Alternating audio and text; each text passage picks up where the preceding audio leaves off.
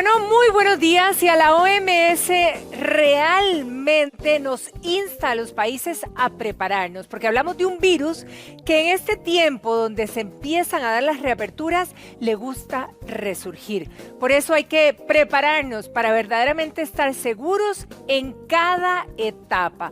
Hoy está con nosotros justamente el doctor Espitaleta para ayudarnos a repasar de qué manera sentirnos más seguros. Doctor, un placer tenerlo aquí en nuestra casa. Buenos días. Buenos días, gracias por la invitación.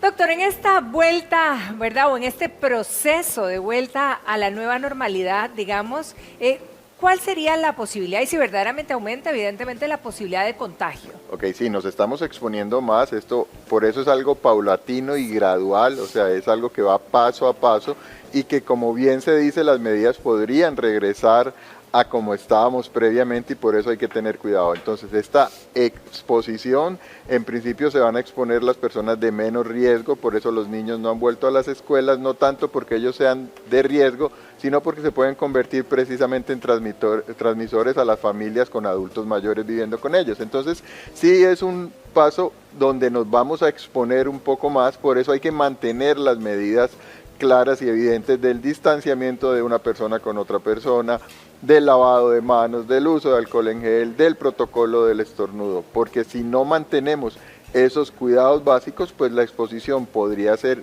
muy importante y saturar los servicios de hospitales, que es lo que precisamente no se quiere. Ahora es una cuestión, ¿verdad?, de nosotros, los seres humanos. De hecho, este fin de semana vimos a la gente ya un poco más relajada, ¿verdad? Porque donde sentimos que de alguna manera se está flexibilizando el asunto es porque vamos bien. Pero entonces de repente puede ser que bajemos la guardia. Incluso vimos a los grupos de ciclistas, algunos no en grupos pequeños, sino en grupos grandes. De hecho, el ministro hizo un llamado de atención. Entonces, también esto pues hay que realmente destacarlo. Yo quisiera decirle a la población en general que hay tres maneras de que esto ya no sea un problema.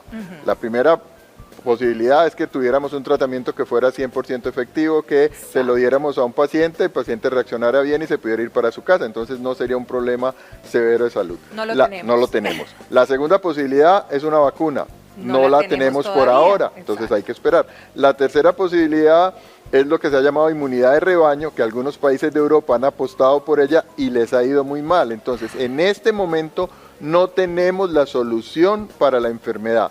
Las medidas que podemos insistir y seguir haciendo son las medidas para prevenir tener la enfermedad y, en caso de que alguna persona la tenga, prevenir que se vuelva en un supertransmisor, o sea, que esa persona multiplique por muchos casos y por eso es que insistimos en el distanciamiento entre las personas. Ahora, el ciclismo se ha vuelto muy común, de hecho vemos a muchísimas personas, evidentemente algunas, como acotaban el fin de semana, utilizan las bicis para trasladarse a sus trabajos, pero otros muchos por deporte también.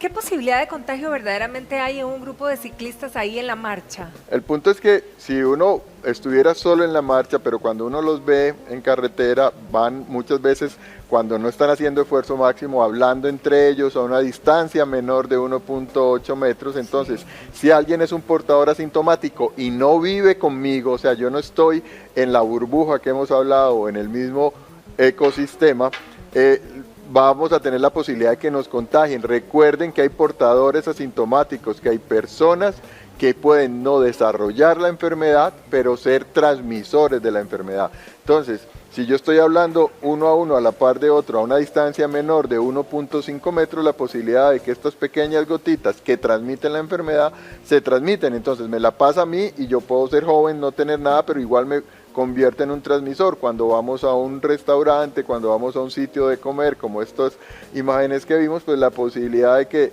podamos transmitirlo es más importante. Por eso la idea es, si van a salir, sea ojalá el grupo familiar, si no es el grupo familiar, mantener distancias y no ir hablando entre ellos, que es usualmente lo que sucede, y mucho menos pues hacer conglomerados en sitios públicos donde se encuentran todos y entonces ya están compartiendo la posibilidad de ser transmisores. Ahora, por ejemplo, una situación que se da y se da a diario, el transporte público es indispensable, ¿verdad? Para la mayoría. Hemos visto que en los buses se está solicitando y la recomendación es que se use mascarillas, y claro, porque no se ha evitado, y seamos honestos, del todo que la gente no vaya apiñada, porque vemos los buses en diferentes zonas donde la gente está igual que siempre, por lo menos de alguna manera con la mascarilla, pero por ejemplo las paradas de buses están en muchos lugares con niños, ¿verdad? Adultos mayores y la gente muy cercana, más de lo que se quisiera. Eso me ha llamado la atención, o sea, pues la idea sigue siendo la misma recomendación, si usted no tiene que salir, no salga, o sea, el salir con niños, con adultos mayores, si lo tienen que hacer, si definitivamente no es impostergable, si ustedes definitivamente tienen que salir, pues hay que hacerlo con las medidas de prevención, intentemos el distanciamiento, si la parada está muy llena, pues esperemos a 1 metro de la parada, un poco atrás, distantes. Si utilizamos los protectores faciales, las mascarillas, pues ojalá cuando vamos a hacer a sitios donde pueda haber muchas personas, Ajá. utilizar precisamente las mascarillas que pueden ser, como ya bien dijimos, en tela, o sea, no tienen que ser mascarillas de uso hospitalario, no tienen que ser mascarillas N95, sino que si yo tengo una mascarilla de tela y la otra persona que está conmigo tiene una mascarilla de tela, pues con tela impermeable probablemente estamos disminuyendo la posibilidad de que él me infecte a mí y que yo lo infecte a él. Entonces, no es que estas mascarillas prevengan la infección. O sea, por ejemplo, aquí tenemos algunos ejemplitos de mascarillas, ¿verdad? Igual la careta. Mucha gente se pregunta, ¿qué es mejor que use, la careta o la mascarilla, Doc? Los dos. Okay. Si me preguntan, una mascarilla de tela con una careta tenemos tenemos doble protección. La careta sola no, y ahora les voy a explicar por qué. Bueno, esta mascarilla no es una mascarilla, es un respirador N95. De hecho, acá está el número N95. Y básicamente lo que dice es que esto filtra el 95% de las partículas que logran pasar. Es un respirador de uso hospitalario. Esto es para personal que atiende pacientes o para personal de laboratorio que manipula las muestras de estos pacientes. Okay. Esto no debería utilizarse en público en general. Además, no está recomendado utilizarlo por periodos tan prolongados como Sí. 1 hora. Sí son 8 horas respirables de la mascarilla, o sea, 8 horas reales que yo puedo utilizar la mascarilla, pero no son 8 horas seguidas. Lo ideal es que uno no tenga un respirador de estos colocado más de 1 hora seguida. Entonces a veces uno ve a la gente en los supermercados con este tipo de mascarillas y lo que están haciendo es probablemente contaminándose porque hay una manera adecuada de poder colocársela, de poder retirársela, de estar seguros de que no tengo fugas de aire, por ejemplo, para de verdad estar protegidos. Y además son caras, doctor. Son caras y, por ejemplo, a veces vemos estas mascarillas y resulta que están todas aplastadas. Sí, si ya una mascarilla N95 está aplastada, sí, no funciona, perdió su funcionalidad, entonces no tiene ningún sentido seguir utilizando las mascarillas, las respiradores N95 de uso de personal de salud, o sea, el personal que toma las muestras para ver si son positivos, el personal que ve pacientes, el personal que manipula y examina las muestras. Esto es lo que deben utilizar para protección, entonces no debería ser de uso cotidiano. Perfecto. Si vemos las mascarillas quirúrgicas normales, estas mascarillas pues igual tienen tela antifluidos, entonces lo que va a definir es que probablemente si yo estoy infectado, si me la pongo de esta manera, con lo azul oscuro hacia afuera, Ajá, voy a prevenir contaminar a alguien, a mi interlocutor. Entonces por eso lo idóneo es que se utilice para vida cotidiana. Idealmente pues las de tela, ojalá fueran de tela, no fueran de uso hospitalario, precisamente para que los hospitales mantengan la posibilidad de tener protección. Ahora bien, cuando yo utilizo un protector facial de estos, que también he visto muchos en la calle, pues evidentemente uno se coloca esto y esto protege ciertas áreas, pero quedan áreas descubiertas. O sea, no es una protección total, inclusive pueden entrar por arriba, puede pasar por el lado, si tengo gotículas, si tengo esos pequeños.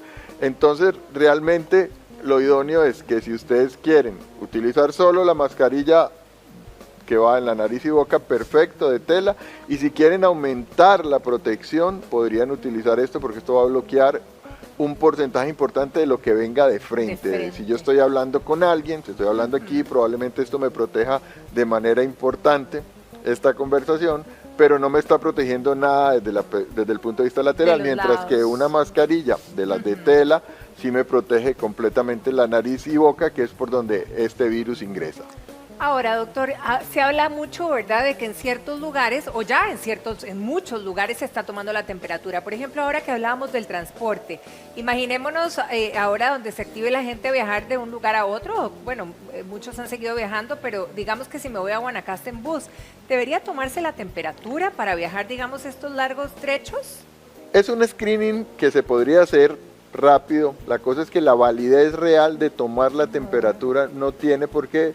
No todos los pacientes con COVID hacen fiebre y probablemente no necesariamente en el momento que yo salí y me siento bien tenga fiebre, entonces detectarlos con una toma de temperatura aleatoria probablemente no sea lo más importante. Algunas de las guías de algunos organismos internacionales insisten en tomar la temperatura, pero tomar la temperatura no solo al ingreso, por ejemplo, de trabajar, sino de manera randomizada, que lo hagan aleatoriamente y tomen una temperatura a las 2, 3 horas de haber ingresado, a las 6 o 7 horas, para realmente definir que el paciente sí se mantuvo sin fiebre durante todo el periodo de tiempo, inclusive lo que piensan hacer cuando retorne la aviación, que es tomar temperatura al ingreso del aeropuerto, probablemente al ingreso de los aviones, y dependiendo de la duración del vuelo, probablemente tendrían que hacerlo durante el vuelo también.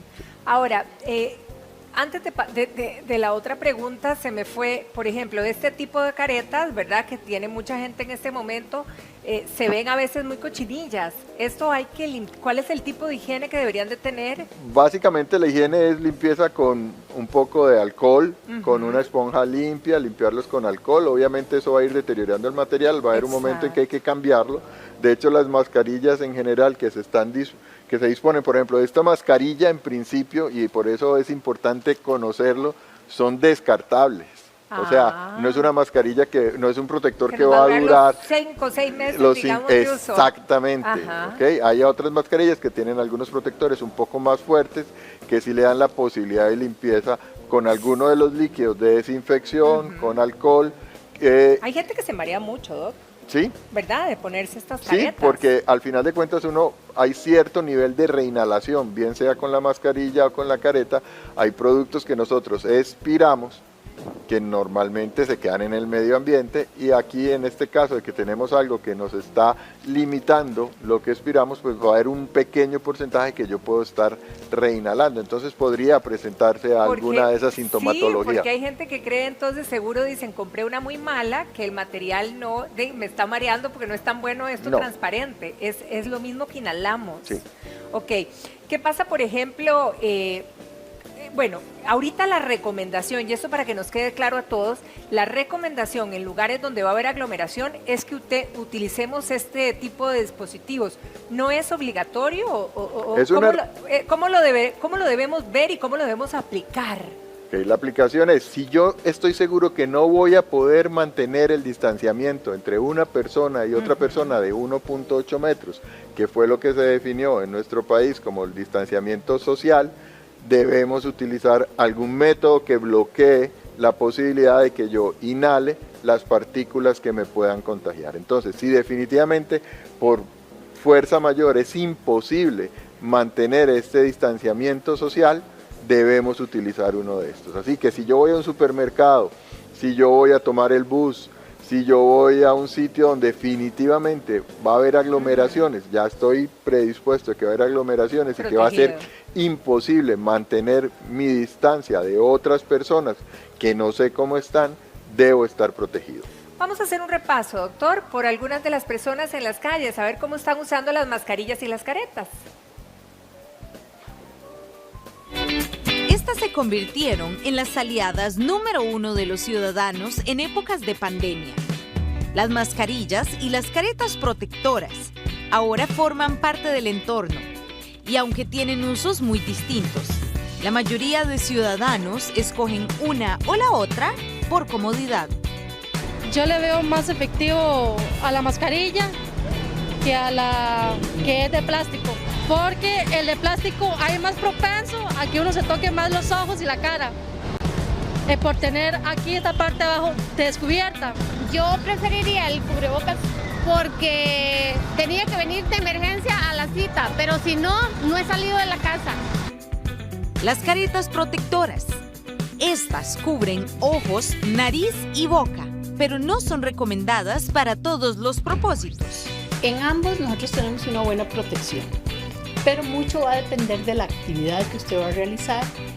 Puede usar uno u otro. Por ejemplo, yo considero que para andar en la comunidad, haciendo compras, yendo a un supermercado, yendo a la farmacia, es mucho más cómoda la careta. Tiene un uso muy prolongado. Si usted la limpia, usted puede reusarla cuantas veces, digamos, la necesite. ¿Por qué? Porque usted termina de ir al lugar donde había gente, donde se expuso, llega a la casa, la limpia con agua y jabón. Las mascarillas únicamente protegen la nariz y la boca, dejan expuesta la zona de los ojos y tienen usos más específicos.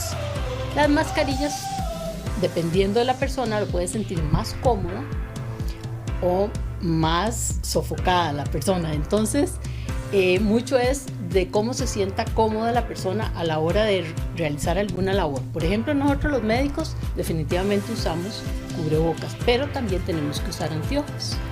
Entonces, la persona que usa cubreboca hay que recordar que tiene que usar anteojos. Muy importante que hay gente que deja la nariz descubierta porque se asfixia. Entonces, si no la puede usar, no la use la careta. Por eso digo que esto es como de ir probando qué es lo que a uno le queda más cómodo. Ya sea que usted utilice una pantalla protectora o una mascarilla, lo más importante es que las use bien, que las coloque de manera adecuada y no se toque la cara una vez que las colocó. Ay, que pillamos a varios con la mascarilla como aquí, ¿verdad, Doc?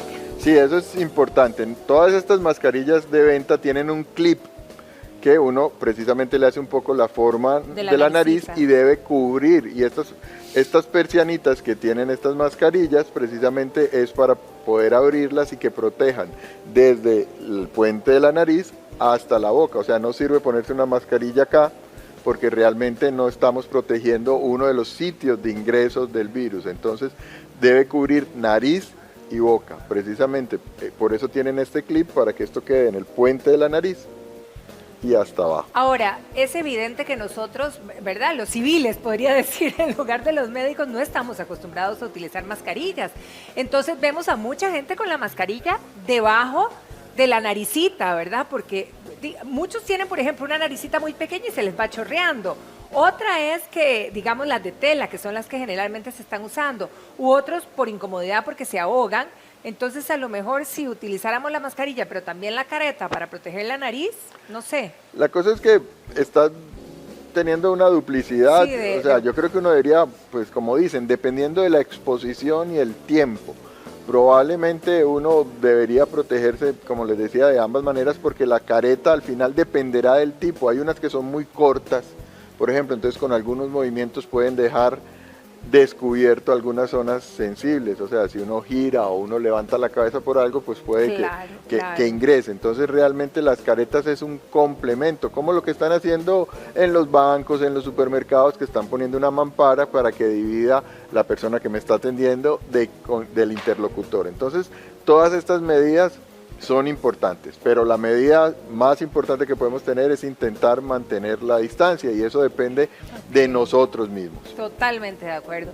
Una de las situaciones que también nos preocupa como país, evidentemente, es lo que ha sucedido en nuestras fronteras con los transportistas, y una de las preocupaciones es, bueno, por un lado, evidentemente, que venga mayor contagio, y otro, que al cerrar fronteras, pues podríamos quedarnos sin insumos que se necesitan en nuestro país. Vamos a ver esta información para luego comentarla. 50 transportistas extranjeros han dado positivo en los controles que se realizan en las fronteras.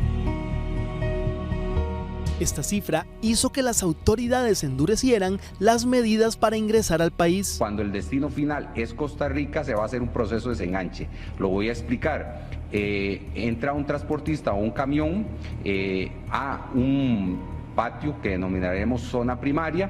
El transportista deja ahí el producto, es decir, la carreta, el contenedor, desengancha el cabezal, y ese transportista no ingresa a Costa Rica. Y un transportista costarricense o extranjero residente en el país, que nos da la garantía de que no está afectado por el COVID-19, es el que va a enganchar ese producto y lo va a trasladar a la empresa o lugar donde va dirigido como destino final. El anuncio que realizó el ministro de Seguridad generó una reacción inmediata entre los traileros centroamericanos.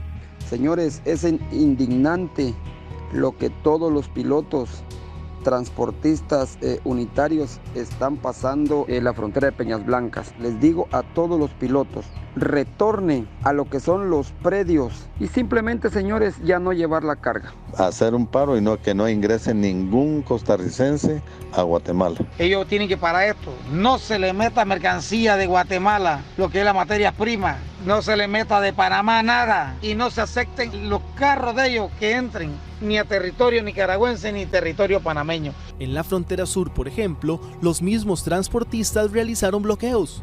Buenos días, señores. Nos encontramos en el punto de Paso Canoas, el lado panameño. Un grupo de traileros hemos tomado la decisión de cerrar la frontera del lado panameño en represalia a la decisión que tomó el gobierno de Costa Rica de no dejar entrar a ningún trailero centroamericano ni de Panamá. Mientras tanto, en Nicaragua, el presidente Daniel Ortega ordenó el cierre de la frontera con nuestro país. Es de parte de Costa Rica que está bloqueando el paso de 384 medios de transporte guatemaltecos, de 284 medios de transporte de El Salvador, de 62 transportes de Honduras, de 93 medios de transporte de Nicaragua que están ahí esperando pasar a Costa Rica y otros a Panamá. Pero las críticas no solo vienen del extranjero. Nos preocupa el faltante de contenedores que se nos puede estar ya dando en este momento y también nos preocupa sobremanera el desabastecimiento de comida que se puede ver en la región. Nosotros le hacemos un llamado al gobierno para sentarnos y buscar una pronta solución entre sector público y sector privado por el bien del país.